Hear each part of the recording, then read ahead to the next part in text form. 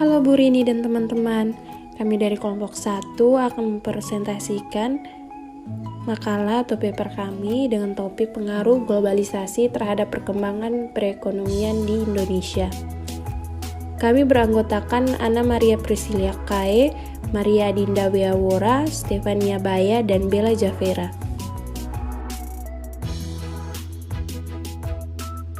Saya akan menjelaskan tentang latar belakang. Globalisasi ekonomi bukanlah fenomena baru dalam sejarah peradaban dunia. Jauh sebelum nation state, perdagangan dan migrasi lintas benua sudah berlangsung sejak lama. Kurang lebih sejak 5 abad yang lalu, perusahaan-perusahaan di negara-negara yang perekonomiannya sudah maju telah meluaskan jangkauannya melalui aktivitas produksi dan perdagangan ke berbagai belahan dunia. Seiring dengan perkembangan tersebut, fenomena globalisasi dipandang sebagai gelombang masa depan terutama sejak masa sejarah modern, khususnya sebelum memasuki abad ke-20. Secara epistemologi, definisi globalisasi berasal dari bahasa Inggris yaitu globalis yang berarti menyeluruh, dengan imbuhan isonation atau proses. Definisi tersebut mensyaratkan konsep saling ketergantungan internasional dan pengaruh antara berbagai sistem sosial dan ekonomi. Dan Olatunbosun tahun 2018 menemukan bahwa globalisasi berpengaruh terhadap pertumbuhan ekonomi suatu negara. Globalisasi membuat lalu lintas sumber daya antar negara meningkat. Berpindahnya produksi komoditas labor intensif dari negara maju ke negara berkembang akan meningkatkan perekonomian. Hal ini sesuai dengan pendapat Friedman dalam Krugman tahun 1991 bahwa perpindahan sumber daya antar negara secara tidak langsung meningkatkan perekonomian negara. Perpindahan produksi berarti kenaikan lapangan pekerjaan dan peningkatan pendapatan nasional. Globalisasi sosial, globalisasi politik, indeks globalisasi KOF, memiliki skala pengukuran 1 sampai dengan 100. Globalisasi ekonomi memiliki komponen neraca perdagangan, foreign direct investment, investasi portofolio, utang luar negeri, dan cadangan devisa. Globalisasi sosial meliputi pariwisata internasional, migrasi, pendaftaran hak paten pelajar internasional, franchise luar negeri, ekspor teknologi tinggi. Globalisasi politik meliputi jumlah duta besar, keanggotaan organisasi internasional, dan partisipasi misi perdamaian PBB.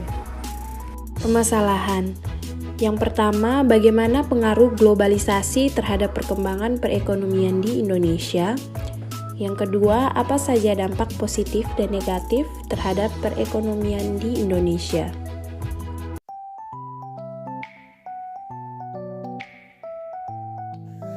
Yang pertama, data pertumbuhan produksi ekonomi bruto Bank Dunia Februari 2022. Bank Indonesia memproyeksikan pertumbuhan ekonomi Indonesia berada di kisaran yang tidak jauh berbeda, yakni dari 4,7% sampai 5,5% pada tahun 2022.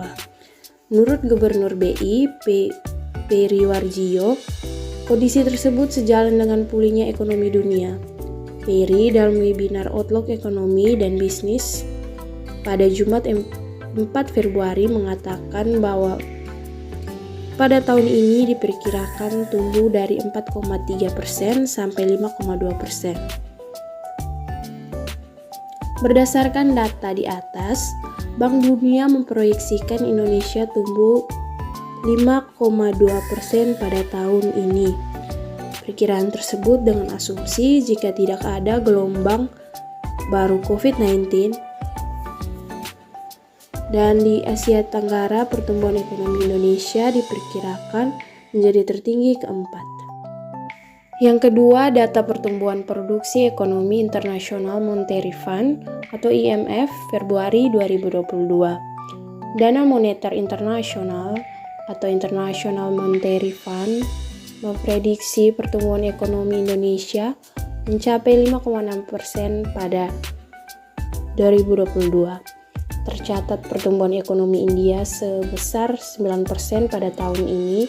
Posisinya disusul oleh Spanyol dan Malaysia dengan kenaikan PDB masing-masing sebesar 5,8% dan 5,7%.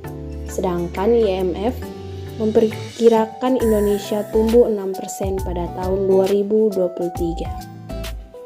Ya, jadi di sini ada grafik data pertumbuhan ekonomi Organization for Economic Cooperation and Development Februari 2022.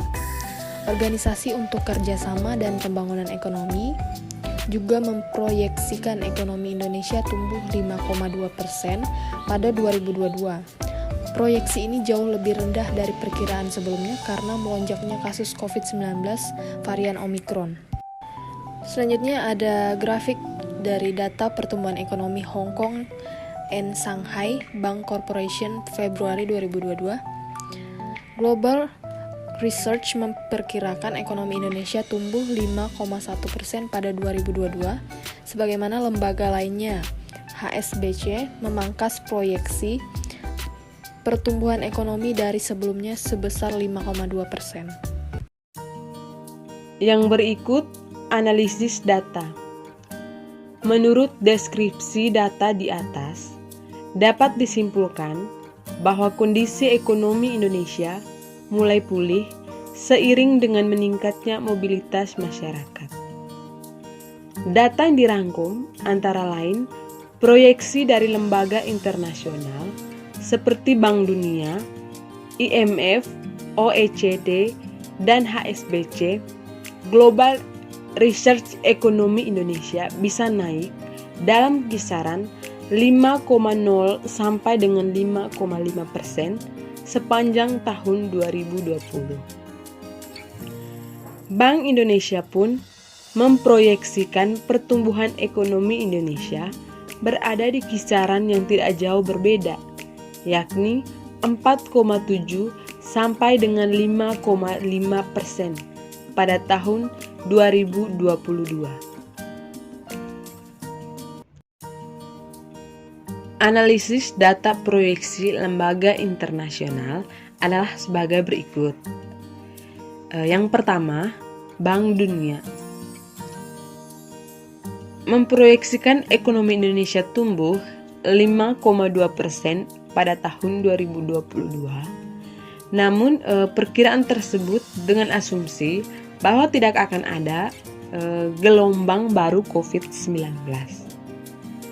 Selain itu juga, tingkat vaksinasi harus ditingkatkan. Dengan demikian, permintaan masyarakat dan sektor swasta akan pulih.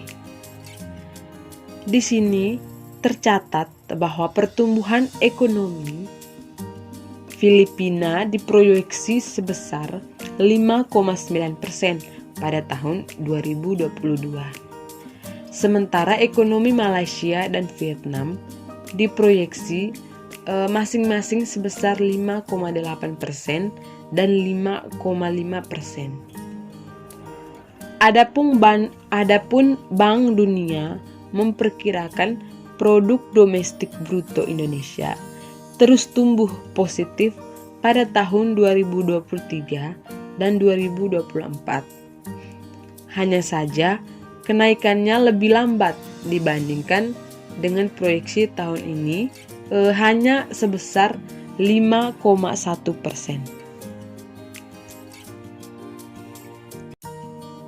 Yang kedua, IMF, Dana Moneter Internasional atau International Monetary Fund, juga memprediksi pertumbuhan ekonomi Indonesia mencapai 5,6 pada tahun 2022. Hanya saja, angka tersebut lebih rendah 0,3% dari perkiraan sebelumnya yang mencapai 5,9%. Menurut IMF, ada sejumlah risiko yang menurunkan prospek pertumbuhan ekonomi nasional pada tahun ini. Salah satunya adalah kemunculan COVID-19 varian Omicron yang lebih agresif. Sehingga hal tersebut berpotensi menekan sistem kesehatan dan membatasi mobilitas. Meskipun demikian, Indonesia masih mendapatkan peluang dari meningkatnya harga komoditas global yang diperkirakan bertambah lebih lama. Walaupun proyeksi ekonomi Indonesia dipangkas pada tahun 2022, IMF menyebutkan bahwa pertumbuhan PDB Indonesia tetap menjadi salah satu yang tertinggi di Indonesia. Bisa kita lihat pada diagram tersebut, Indonesia menempati urutan kelima di bawah India, Filipina, Spanyol, dan Malaysia. Ekonomi Indonesia pun masih bisa bertumbuh berkat reformasi struktural yang dilakukan pemerintah. IMF memperkirakan ekonomi Indonesia tumbuh 6% pada tahun 2023. Proyeksi itu lebih rendah dari sebelumnya yang sebesar 6,4%. OECD atau Organization for Economic Cooperation Development atau yang lebih dikenal dengan Organisasi untuk Kerjasama dan Pembangunan Ekonomi juga turut ikut memproyeksikan ekonomi Indonesia yang tumbuh di angka 5,2% pada tahun 2022. Proyeksi ini lebih rendah dari perkiraan yang sebelumnya karena melonjaknya kasus COVID-19 varian Omicron. Namun, pertumbuhan ekonomi Indonesia pada tahun ini itu lebih tinggi dibandingkan selama tahun 2021 kemarin yang hanya menempati angka 3,3%. Demi merealisasikan proyeksi ekonomi pada tahun 2021, Indonesia perlu mendorong situasi kesehatan sehingga pembatasan aktivitas itu bisa dilonggarkan. Hal itu pun akan mampu mendorong permintaan di tengah-tengah masyarakat. Jika dibandingkan dengan negara lain, OECD memperkirakan pertumbuhan ekonomi Indonesia pada tahun 2022 merupakan yang tertinggi ke-6 di dunia. Nah, bisa teman-teman lihat sendiri di layar, itu terdapat sebuah data dari OECD ini sendiri yang menunjukkan posisi Indonesia itu berada di bawah Kolombia dan Spanyol yang ekonominya sama-sama tumbuh di angka 5,5%. Sementara itu, ada negara India yang menempati posisi puncak dengan pertumbuhan PDB sebesar 8,1%. Kemudian disusul oleh Portugal dan Irlandia dengan kenaikan PDB berturut-turut sebesar 5,8% dan 5,7%. Kemudian OECD ini juga memperkirakan ekonomi Indonesia mampu tumbuh di angka 5,1% pada tahun 2023 nanti. Pertumbuhan ini melihat situasi kesehatan di Indonesia dengan kondisi normal yang memungkinkan permintaan konsumen dan kepercayaan investor kembali. Selanjutnya, analisis data proyeksi lembaga internasional oleh HSBC atau Hong Kong Shanghai Bank Corporation Limited. HSBC Global Research memperkirakan ekonomi di Indonesia tumbuh di angka 5,1% pada tahun 2022.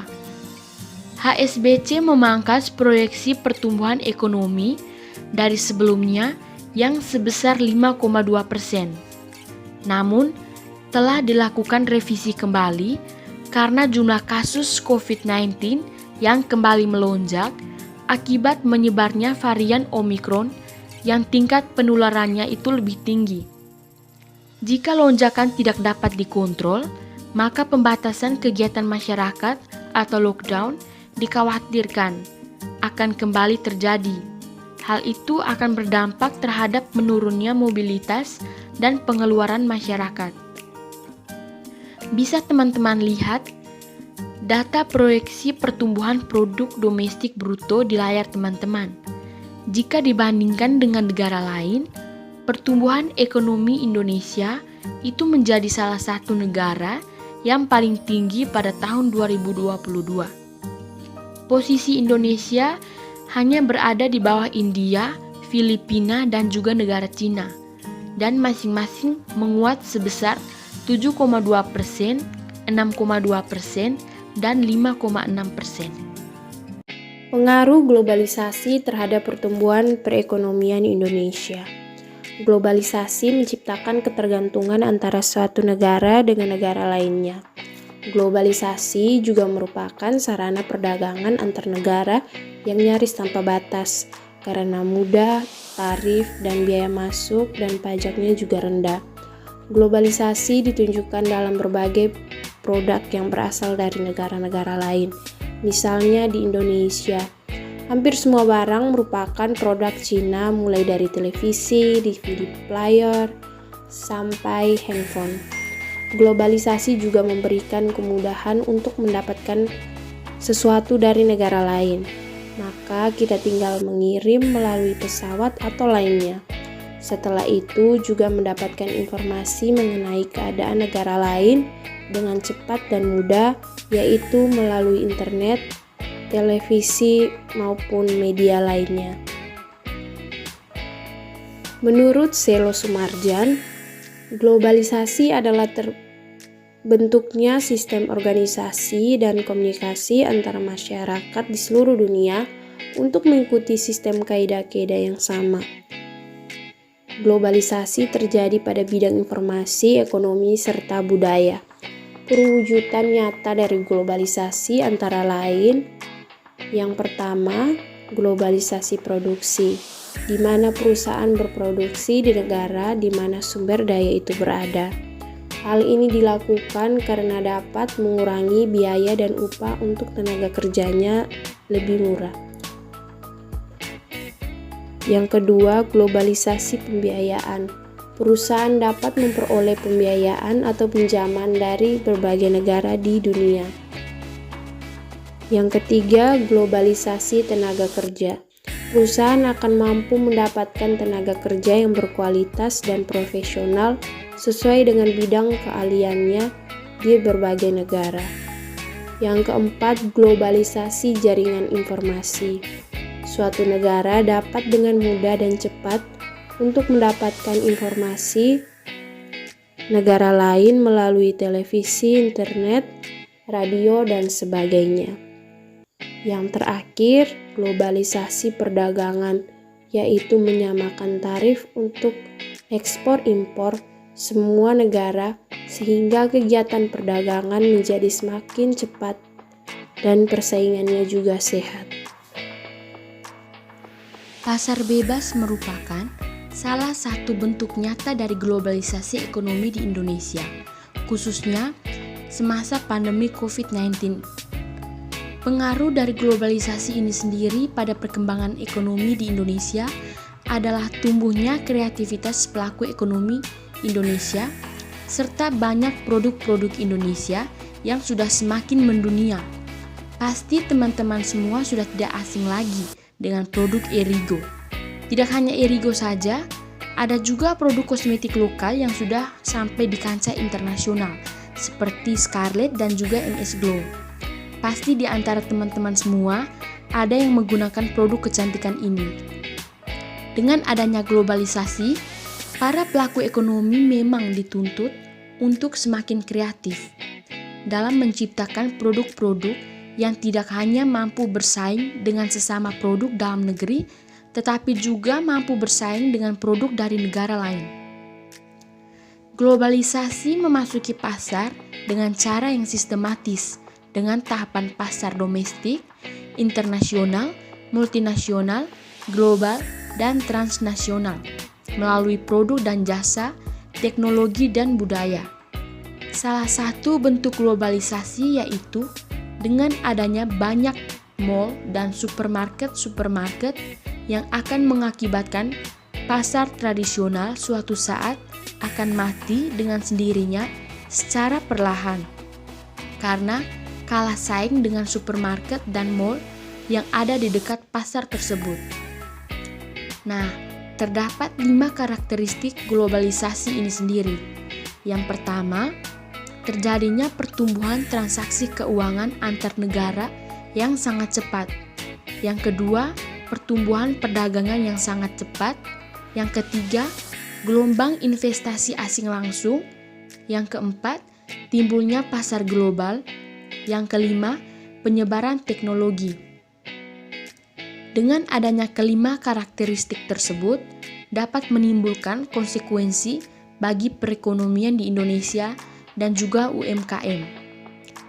Ini dikarenakan lemahnya UMKM dalam mengakses sumber-sumber ekonomi, sementara swasta dan BUMN juga sering kalah bersaing dalam pasar global. Dampak positif terhadap perekonomian Indonesia. Yang pertama, semakin terbukanya pasar dan produk-produk ekspor. Hal ini dapat membuka kesempatan bagi pengusaha di Indonesia dapat melahirkan produk-produk yang berkualitas dan kreatif. Yang kedua, semakin mudah mengakses modal investasi dari luar negeri. Hal ini dapat mengatasi kelangkaan modal di Indonesia. Dan yang ketiga, semakin meningkatnya pariwisata sehingga bisa membuka lapangan kerja baru sekaligus ajang promosi produk Indonesia. Yang berikut B. Dampak negatif.